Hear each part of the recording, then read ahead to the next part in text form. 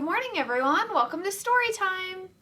So we're going to start our story time today with a hello song, and we're going to do a few signs to go along with it. So we're going to sing Hello Friends. We're going to say hello by doing a little salute like this. And then friends will hold up two fingers, and they're going to be friends. So they're going to hug this way and then that way. All right, let's try it all together. Hello, friends. Hello, friends. Hello, friends. It's time to say hello. All right, great job. So today we're going to read a couple of stories about things we see in the night sky. Our first book is called Rocket Says Look Up. So let's find out what Rocket is going to see in the night sky. Every night before bed, I set up my telescope and wish upon a star. Look at all these things she has in her room. Like her cat is wearing a little astronaut outfit too. Mom tells me that I never stop looking up and that my head is always floating in the clouds. But she can't tell me that I look up more than my big brother Jamal looks down at his phone. There's Jamal looking at his phone. Jamal says I'm called Rocket because I've got fiery breath. I don't think that's really how she got that name. Mom says it's because a famous rocket blasted off into space on the day I was born. All I know is that one day I'm going to be the greatest astronaut, star catcher, spacewalker who has ever lived. Like Mae Jemison, the first African-American woman in space. Did you know Mae Jemison went into orbit around Earth in the space shuttle Endeavour, even though she's afraid of heights? Wow, that's really brave. I'm totally prepared. I've defied gravity. How is she defying gravity? She's trying something out in her backyard, it looks like. Flying on a swing. I've captured rare and exotic life forms. She has a butterfly. And I built a ship to the stars.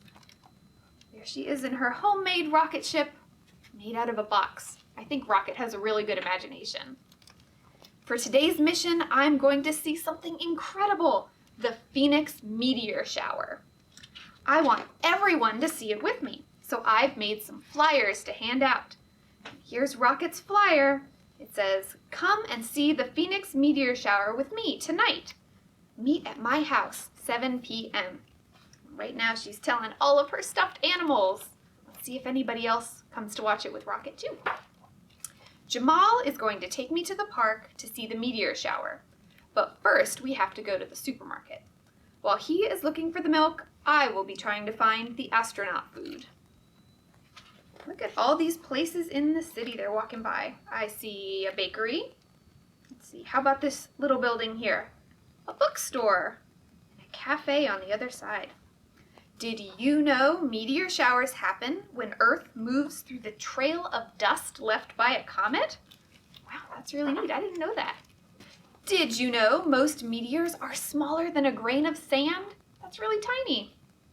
Did you know meteors are bits of dust burning up in the atmosphere? Wow, Rocket knows a lot about meteors. Did you know the best time to see a meteor shower is when it's dark with no clouds? She's telling everybody that they meet in the city about the meteor shower. In the supermarket, when Kathy the cashier isn't looking, I grab the microphone. I wonder what she's gonna do. She says, "For one night only, come out and witness the amazing Phoenix meteor shower." And everyone looks up. Kathy takes her microphone back as I hand out my flyers to the other people in the line. I think Jamal might be a tiny bit annoyed with me. He does look kind of annoyed, doesn't he? The Phoenix meteor shower will be coming soon. We'd better drop off the shopping and get to the park fast. Don't want to miss the meteors. Jamal is looking down at his phone while he's walking, and what happens? Look out! He got splashed by a car. "Ha ha," says Rocket. "That wouldn't have happened if you had just looked up." Now Jamal is even more annoyed with me. And he says he won't take me to the park anymore. Oh no, they'll miss the meteor shower. But when we get home, Mom saves the day. Come on, Jamal, she says. Put the phone down and take your little sister to the park. Yes! I jump up and do my famous victory dance around the room. Does Jamal look very happy with this victory dance? I don't think so. I grab my jetpack backpack, but Jamal is still glued to his game. Wait till I complete this level, Rocket, he grumbles.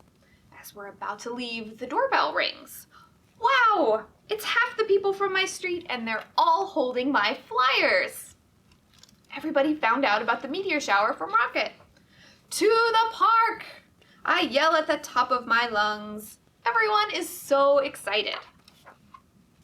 My neck is aching from staring up into the night sky. But I won't stop. I can't miss it. There they are at the park. Suddenly the park goes silent. Even the birds are holding their breath, and everyone points their telescopes and binoculars up at the sky. Everyone but Jamal, who is still looking down at his phone. I think I see it, I shout, but it's just a plane flying overhead. Everyone moans and groans. We wait, and wait, and wait. One by one, people start to leave. Oh no, maybe the Phoenix meteor shower was a myth after all. Maybe that's why Jamal didn't want to come along. Maybe everyone is upset with me for wasting their time. Oh, poor Rocket, she looks so sad. I have never, ever felt this sad before. Jamal looks at me for the first time today. It feels like the first time ever. I've turned my phone off, sis, he says. I'm sorry for making you wait for nothing, Jamal. Let's go home. But suddenly, there's a big, bright light in the sky. Look at that. Jamal is finally looking up. Let's see what they see. Look up!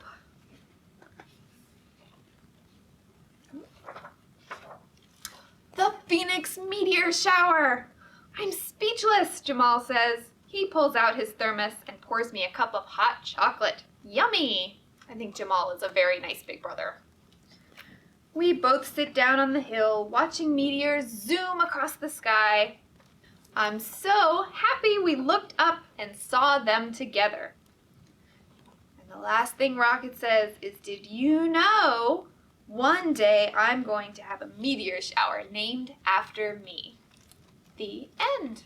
And that's Rocket Looks Up. All right, so in that story we heard about meteors zooming across the sky. So let's sing a song about zooming in space. We're gonna start by warming up our engines by rubbing our hands together like this. And we're gonna sing, zoom, zoom, zoom, we're going to the moon. Zoom, zoom, zoom, we're going to the moon. If you want to take a trip, climb aboard my rocket ship. Zoom, zoom, zoom, we're going to the moon in 5, 4, 3, 2, 1, blast off! Yay, good job. All right, well, we flew to the moon. Let's read a story about the moon. Our next story is called, Whose Moon Is That? I see the moon up here, and here's a cat looking up at the moon. Who does the moon belong to? Let's read this story and find out. I like this story a lot because it's like a poem. You'll hear a lot of rhyming words in this story too. Whose moon is that? Asked the curious cat. There's the cat looking at the moon. I really like all these different colors in the picture too, that yellow glow around the moon. It's my moon, said the tree. It does look like the tree is holding up the moon in the sky in that picture, doesn't it? The tree is wrong, said the bird with a song. The moon belongs to me. Do you think the moon belongs to that bird? Let's see. I found it first, said the bear in a burst, and I don't like to share. What a grumpy bear. Is this a joke? The mountain spoke. It's mine. It's only fair. There's the moon up over those mountains with that colorful sky. Now that's a lie, said the starry sky. I like how those stars look so sparkly. The moon is held by me. There's the stars all around the moon. All right, who is this one? It helps me howl, said the wolf with a growl. I own it, obviously. Now I'm appalled, the ocean called. None of this is true. I reflect its light on my waves all night. It does not belong to you. All right, here's the moon finally. All right, said the moon so bright. If the curious cat must know, when darkness falls, I'm a light for all, yet no one owns my glow. If you fight all night over wrong or right, you'll miss the mystery. I shine for one and all and none throughout eternity. There's the moon. What's this other shape over here? It's the whole planet Earth. We all get to enjoy the moon together. It doesn't belong to anyone. And there's our cat friend again, taking a nap. And with that, the curious cat curled up and took a nap. When morning broke, he awoke. He said, "Hey, what's he looking at over here? I see some bright rays shining down. Hey, whose sun is that?" There is the bright, warm sun.